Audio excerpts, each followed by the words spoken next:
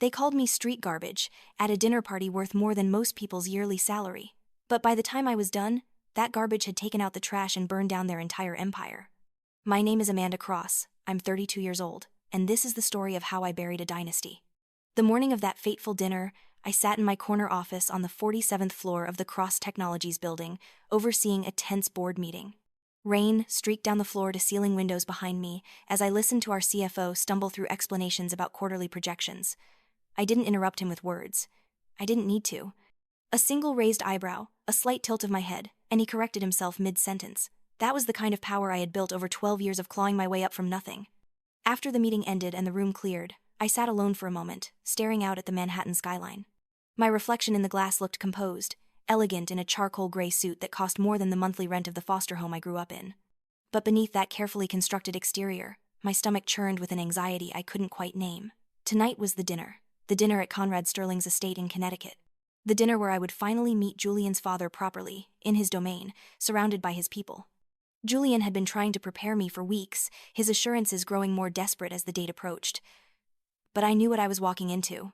I had done my research on Conrad Sterling. Old money, older prejudices, and a reputation for crushing anyone who didn't fit his narrow definition of worthy. I left the office early that day, something I rarely did. My assistant Daniela raised an eyebrow as I gathered my things at 4 in the afternoon. She had been with me since the beginning, when Cross Technologies was just an idea and a rented desk in a shared workspace. She knew me better than anyone. She asked if I was nervous. I told her I didn't get nervous. We both knew I was lying. At home in my apartment overlooking Central Park, I went through my evening routine with mechanical precision. Shower, hair, makeup, dress. I chose a simple navy dress, elegant but understated. I didn't want to look like I was trying too hard.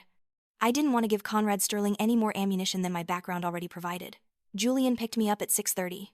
He looked handsome in his tailored suit, his blonde hair perfectly styled, but I could see the tension in his jaw, the way his hands gripped the steering wheel a little too tightly as we drove north out of the city.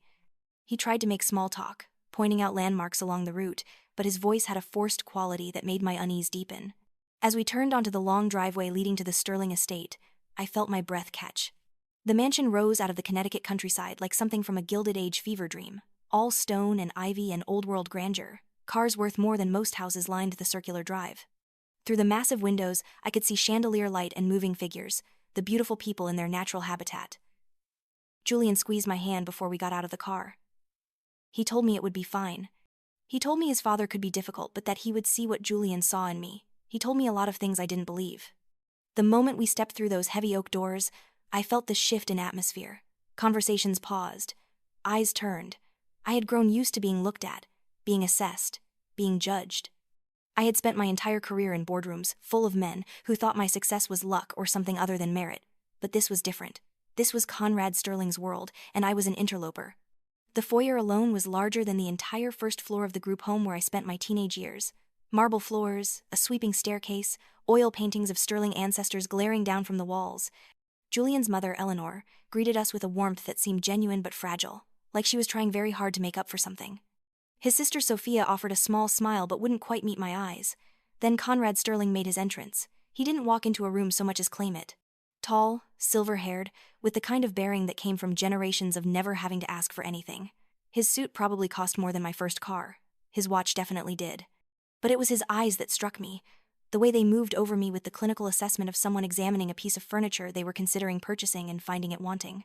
He shook my hand with just enough pressure to be polite and not a fraction more. His smile never reached his eyes. He welcomed me to his home with words that sounded rehearsed, performative, meant for the other guests who were watching our interaction with barely concealed curiosity.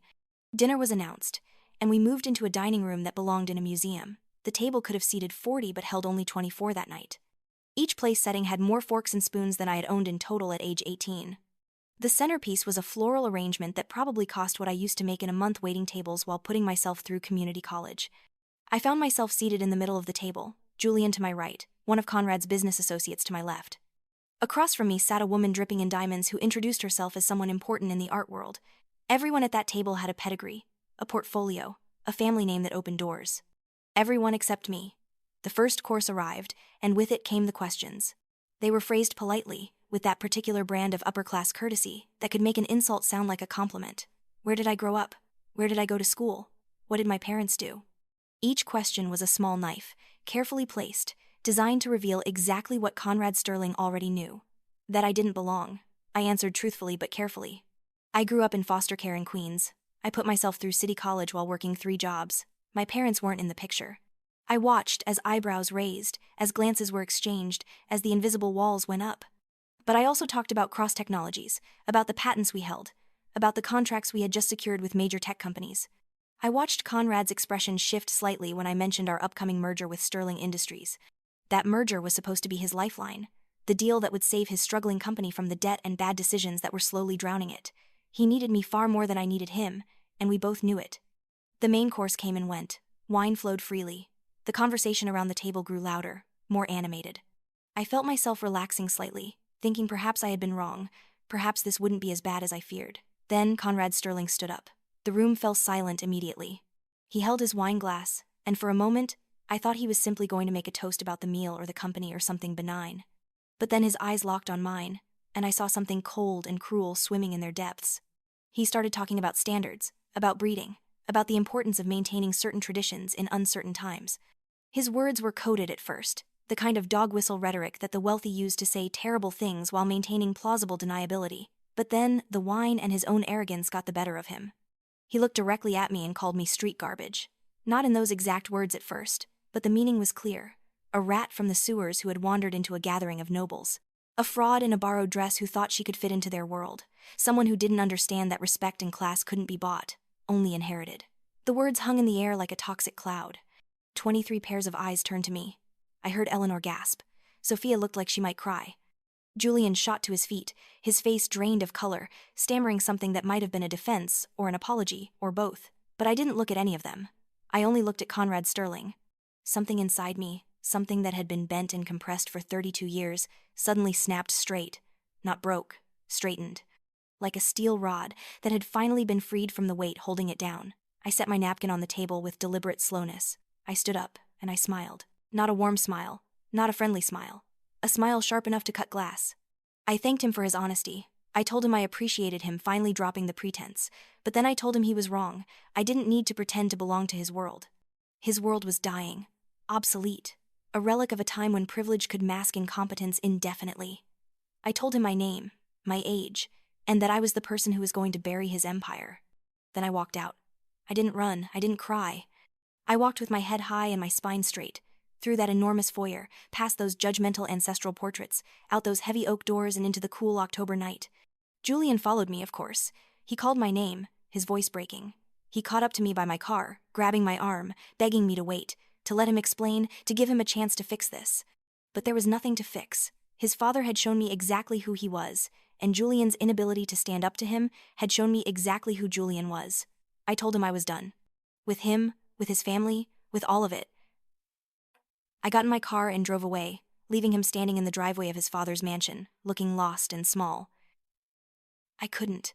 The adrenaline was coursing through my veins, my hands shaking on the steering wheel, my mind racing through everything that had just happened.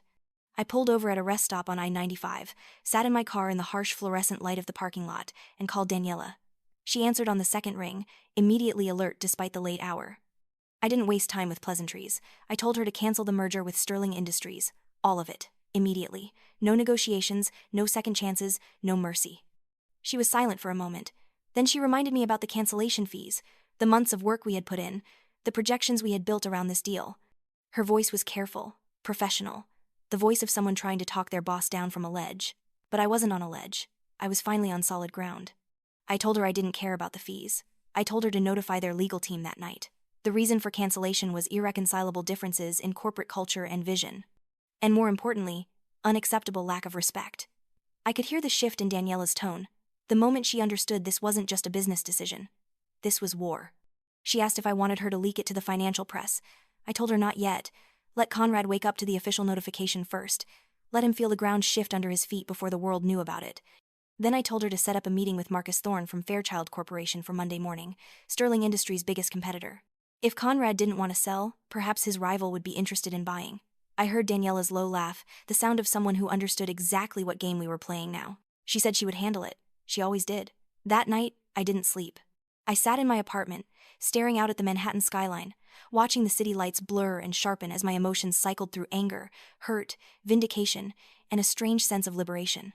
By morning, my decision had crystallized from molten rage into something diamond hard and unbreakable. The financial news networks started reporting the story before the markets even opened. Cross Technologies had unilaterally terminated merger discussions with Sterling Industries. Analysts were scrambling to understand what had happened, why a deal that had seemed so solid just days ago had collapsed overnight. Sterling Industries' stock price began to drop before trading even began. My phone was ringing constantly. Julian called 17 times. I didn't answer. Conrad's lawyers called. Our lawyers handled them. Business partners, investors, journalists, everyone wanted to know what had happened. Daniela fielded them all with the same practiced corporate speak about strategic differences and future directions. At 9:30, Daniela called my private line. Conrad Sterling was in our building, demanding to see me. She asked how I wanted her to handle it. I told her to put him in conference room C and make him wait 45 minutes. That was the room with the uncomfortable chairs and no view, the room where we put vendors who were trying to overcharge us. At 10:15, I walked into that conference room like I was walking onto a battlefield I had already won. Conrad Sterling looked like he had aged a decade overnight. His suit was still expensive, but it was wrinkled. His silver hair wasn't perfectly styled. His eyes had dark circles under them. He stood when I entered, an automatic gesture of old-world manners that probably pained him given the circumstances. He started with an apology. It sounded rehearsed, hollow. He blamed the wine, claimed he didn't mean what he said, suggested that perhaps I had misunderstood his intent. He used all the classic moves of someone trying to walk back words that couldn't be unspoken. I let him finish. Then I sat down, folded my hands on the table, and told him the truth. He wasn't drunk last night. He was honest. Drunk words were sober thoughts, and he had thought I was beneath his family from the moment Julian first mentioned my name. The only difference was that last night, he had said it out loud in front of witnesses. I watched his face change as he realized his apology wasn't going to work. He tried to pivot, to make it about business, to suggest that we shouldn't let personal feelings interfere with a mutually beneficial deal. He actually used the phrase, not personal, just business. I laughed. It wasn't a nice laugh. I told him everything was personal when he made it personal. Then I told him something he clearly hadn't fully grasped. Cross Technologies, the company he desperately needed to merge with to save his failing empire, was mine. Not mine in the sense that I was the CEO. Mine in the sense that I owned it, had built it from nothing, that every patent and contract and asset bore my fingerprints. The color drained from his face as the full implications hit him. He hadn't done his homework. He had seen a company worth hundreds of millions, and assumed someone with my background couldn't possibly be more than a figurehead, a diversity hire who got lucky. He had never imagined that the street garbage he so casually dismissed owned the lifeline he needed to survive. I stood and walked to the window, looking out at the city that had raised me, that had taught me every hard lesson I needed to learn. I told Conrad Sterling about growing up in foster care, about working 3 jobs while going to community college, about the 1,000 small humiliations and obstacles I had overcome. But I also told him he had made a fundamental mistake. He had looked at where I came from, and assumed it defined where I could go. He represented an old world, a rotting system where privilege masked everything.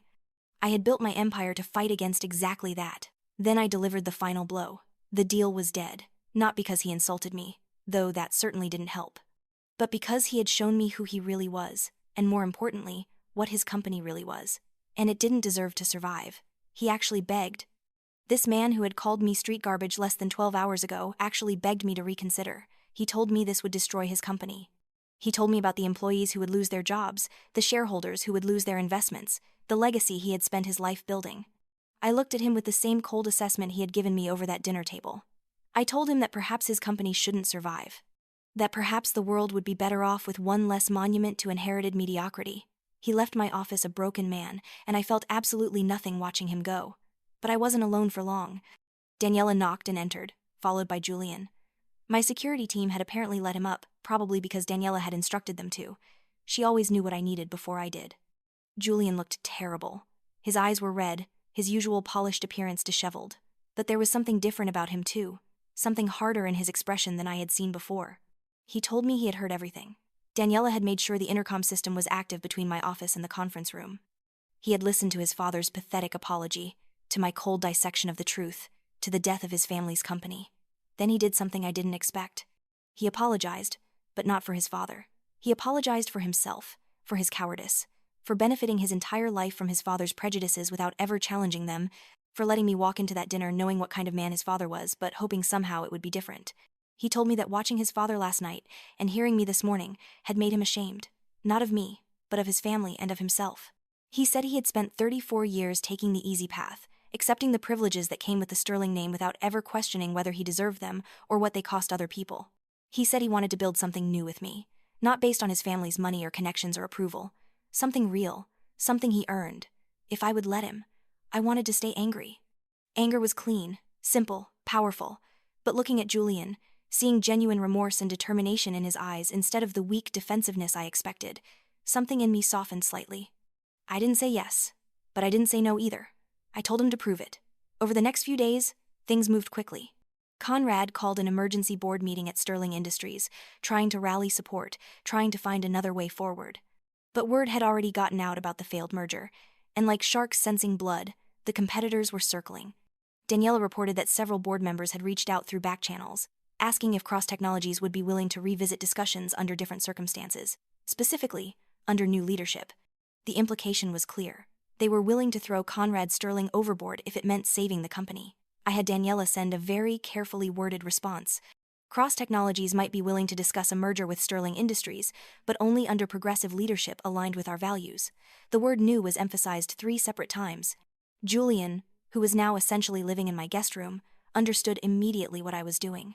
He asked if I was really going to engineer his father's removal from the company that bore his family name. I looked at him and asked if his father would go quietly. We both knew the answer, so I told him I was giving the board a choice: evolve or die, progress or extinction, join the future or sink with the past. Conrad Sterling fought back, of course.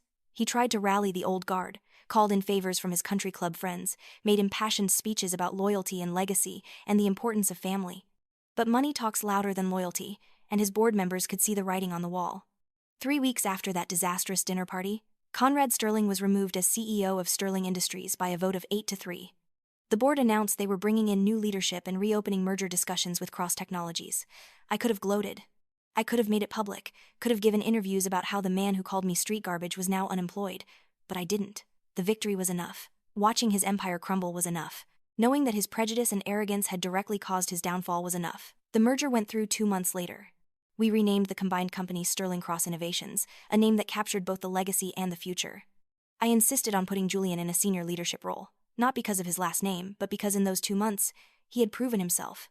He worked 16-hour days, learned every aspect of both businesses, earned the respect of teams who had initially been skeptical of him. Conrad tried one last time to reach out to Julian, offering to fund a rival company to help him compete against me out of spite. Julian declined. He told his father, in a conversation I didn't witness but heard about later, that he was done living off the Sterling name and everything it represented. He was building something new, something better, something earned. The financial press had a field day with the whole situation. They dubbed it the Sterling coup, the Cross takeover, the merger that killed a dynasty. Analysts wrote think pieces about the changing of the guard in American business, about merit versus inheritance, about the death of old money. I didn't read most of them. I was too busy actually running the newly merged company, integrating systems, managing teams, building the future I had promised. 6 months after that dinner party, Julian and I got married. It wasn't the society wedding that Eleanor Sterling had probably once envisioned for her son. It was a small ceremony in Central Park with about 30 people, mostly our closest friends and colleagues. Daniela was my maid of honor. Eleanor came, without Conrad, and cried through the entire ceremony. Sophia stood beside her brother, genuinely smiling for the first time since I had met her. Conrad Sterling wasn't invited. I heard through Julian that he had taken the exclusion hard, that he had tried to argue that whatever our differences, family was family. But Julian had been firm. His father had made his choices, and now he had to live with the consequences. The last I heard, Conrad was living in the Connecticut estate, increasingly isolated, watching his former company thrive under leadership that valued innovation over pedigree. His friends from the country club still invited him to events out of obligation, but the invitations came less frequently as his influence waned. He had lost more than a company. He had lost relevance. Sometimes I think about that night, about sitting at that absurdly long dining table, feeling those 23 pairs of eyes on me, hearing those words that were meant to destroy me. I think about how Conrad Sterling thought he was putting me in my place, reminding me of where I came from and where I would always belong in his estimation. He was right about one thing. I am street garbage. I came from nothing, built something from scraps and determination, and sheer stubborn refusal to accept the limitations people tried to place on me. But what Conrad Sterling never understood was that street garbage knows how to survive. It knows how to take what others throw away and turn it into something valuable. It knows how to clean up messes, including the ones made by people who think they're too important to do their own dirty work. They called me street garbage, so I took out the trash. Now I'm sitting in my office, looking out at a city that once seemed impossibly big and intimidating, and I'm the CEO of a company worth over $1 billion. I have a husband who chose me over his inheritance. I have a team that respects me for what I've built, not where I came from. I have a life that I created on my own terms.